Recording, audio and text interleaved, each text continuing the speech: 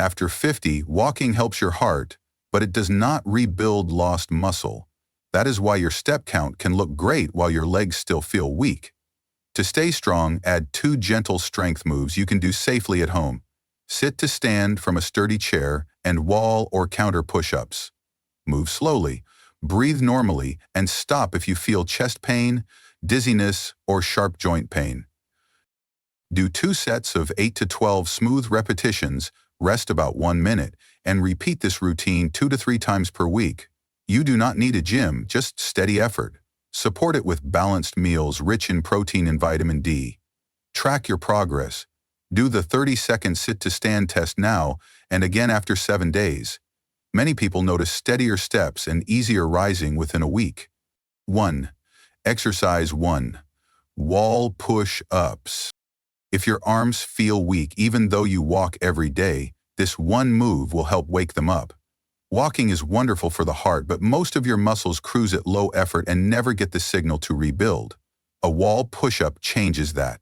It teaches your chest, shoulders, triceps, and core to press your body as one strong unit. That small change adds real resistance and turns a familiar habit into a strength-building ritual you can do right at home. Here's what happens inside your body.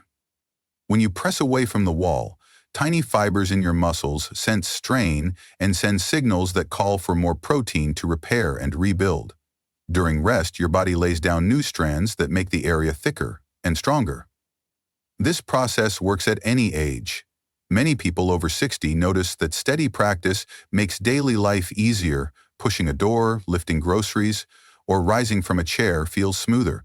You don't need heavy weights. You need a clear, repeated cue that says, "Build again."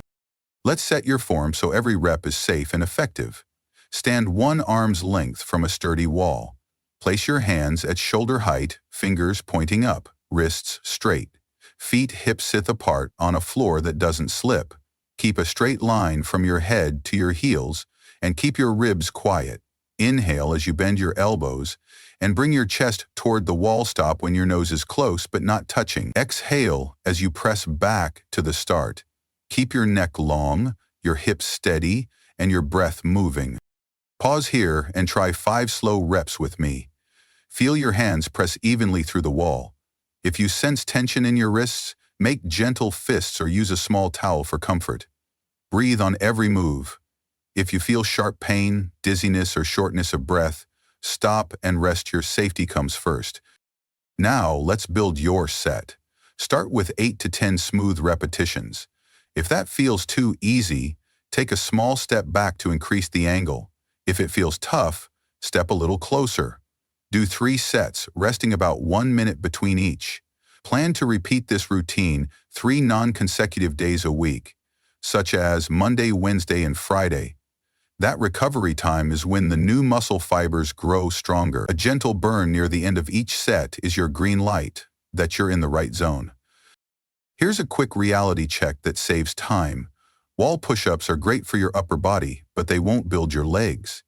If your week includes only walking and wall push-ups, your chest may firm up while your legs still weaken. Strong legs are the base of steady living after 60. They help you rise from chairs, climb stairs, and catch yourself if you trip. That's why we always pair this push pattern with a simple stand pattern that trains your thighs and glutes. Before we move on, take 10 seconds and write down today's total number of push-ups across all 3 sets. Stick that note on your fridge so you'll see it tomorrow. At your next session, try adding just 1 extra rep. Small wins build momentum, and momentum builds strength. You can feel this week. Up next is the chair squat, your perfect partner move that strengthens the legs that carry you. We'll walk through the exact setup, a few easy swaps, and 1 simple way to track your progress. Don't skip it. That next step is what keeps you steady on stairs and confident every time you stand. 2. Exercise 2. Chair squats. If standing up feels harder than it used to, this move will help you take that strength back 1 chair at a time.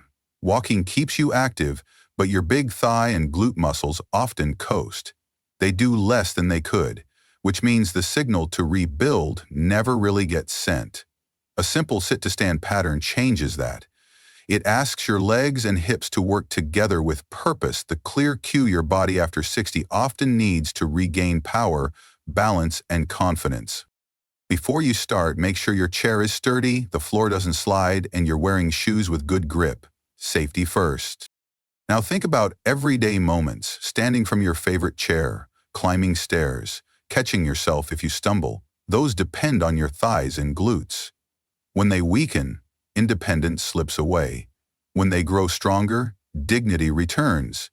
Chair squats retrain the stand-up motion, so the strength you build shows up exactly when you need it. Let's set your form. Place a solid chair behind you. Stand with your feet about shoulder width apart and your toes slightly turned out. Reach both arms forward for balance. Imagine you're about to sit, but slow the motion down. Send your hips back first, let your knees bend and keep them lined with your toes. Lower until your hips gently touch the chair. Pause there, then press your feet into the ground and rise tall. Squeeze your glutes at the top and keep your chest lifted. Pause the video and try 3 slow reps with me right now. Feel your heels and mid-foot heavy, not your toes. If you feel your knees drifting inward, press them gently out. If your balance feels unsteady, move near a wall so your fingertips can hover for support.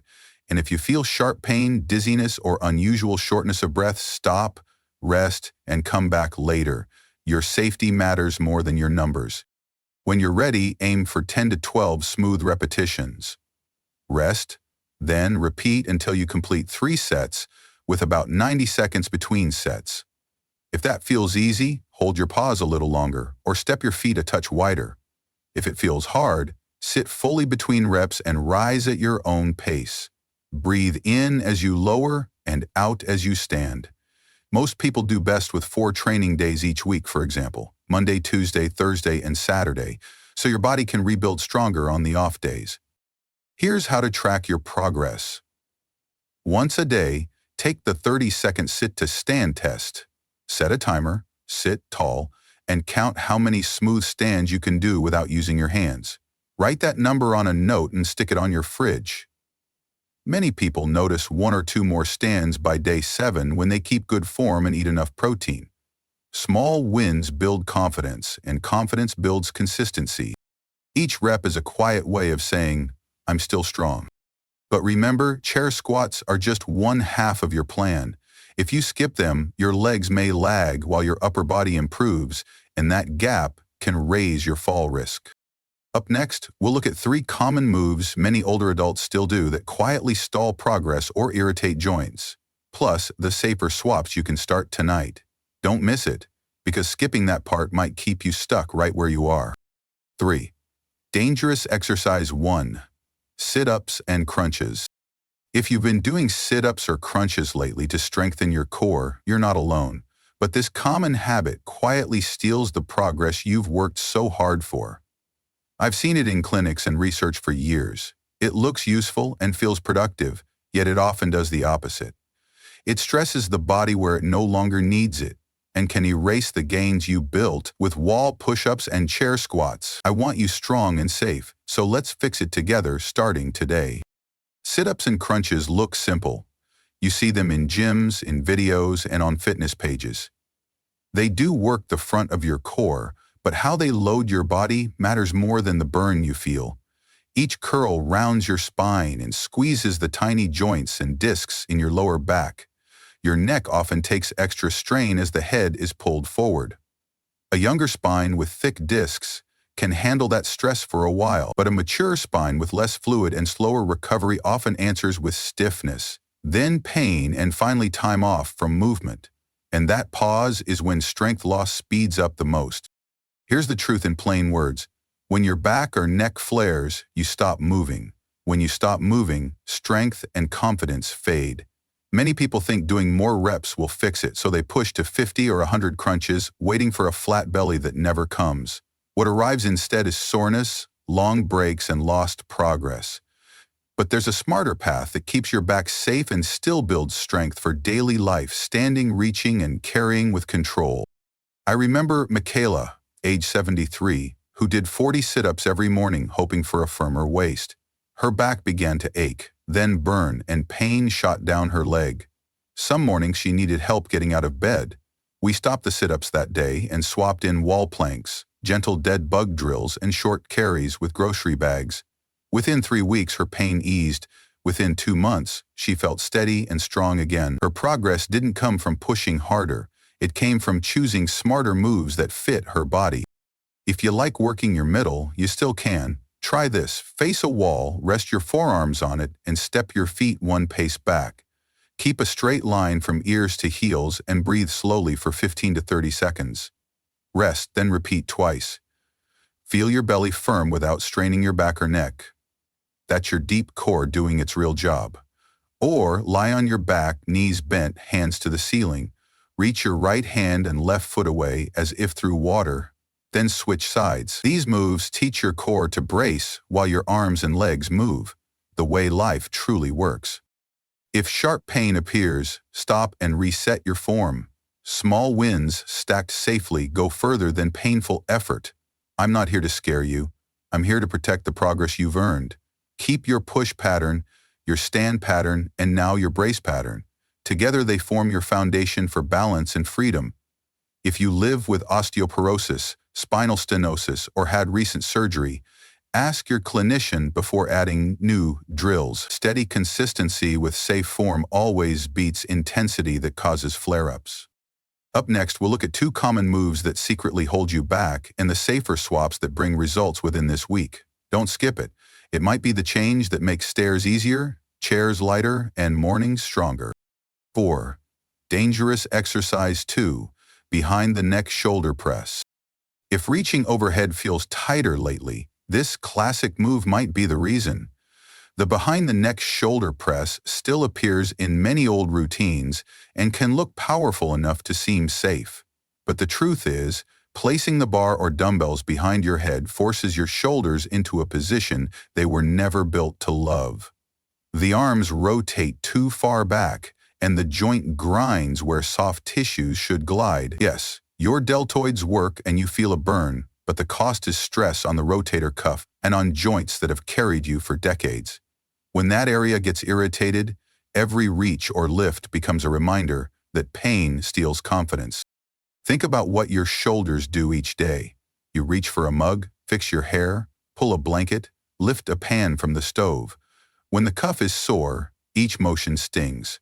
The body protects the joint, other muscles tighten, and soon the neck and upper back grow stiff. Then training stops. Rest helps, but long breaks invite muscle loss, and that is the opposite of what we want. We want training that builds you up without gambling with your joints. Here's the safer path. Keep the press in front of your face where the joints can stack and share the load. Sit or stand tall, brace your midsection, and hold 2 light dumbbells or even water bottles near cheek height. Palms can face forward or each other. Press up until arms are almost straight, then lower with control. Move smooth, not fast. This front press lets the shoulder blades glide, keeps room for the cuff, and still trains the pattern you use to lift groceries or place a bag on a shelf. Pause here and try 3 slow presses with me. Feel your elbows slightly in front of the body and your shoulders glide without pinching. That is the joint's happy zone. Keep a long neck, soft hands, and calm breathing. If you feel a pinch, shorten the range. Choose a weight that allows 2 or 3 sets of 8 to 12 slow reps. Rest until your breath settles. Progress by adding 1 small rep each week. Pain is feedback, not a test to win. If wrists complain, switch to a neutral grip. If balance feels unsure, sit on a sturdy chair with both feet planted. Rob, in his late 60s, trained hard for pride. A young coach told him, behind the neck presses built classic shoulders. Months later, he couldn't sleep on his right side or hang a coat. We replaced that motion with front presses, wall slides, and light carries. Weeks later, the pain eased. Months later, he lifted again without fear. His strength returned not from forcing shape, but from choosing moves that respected his joints. Your shoulders are built for decades of care, not decades of punishment. Keep the moves that challenge muscle in a smart way and drop the ones that gamble with your structure. If you feel soreness when you reach or dress, pause the behind the neck press and switch to the safer front version.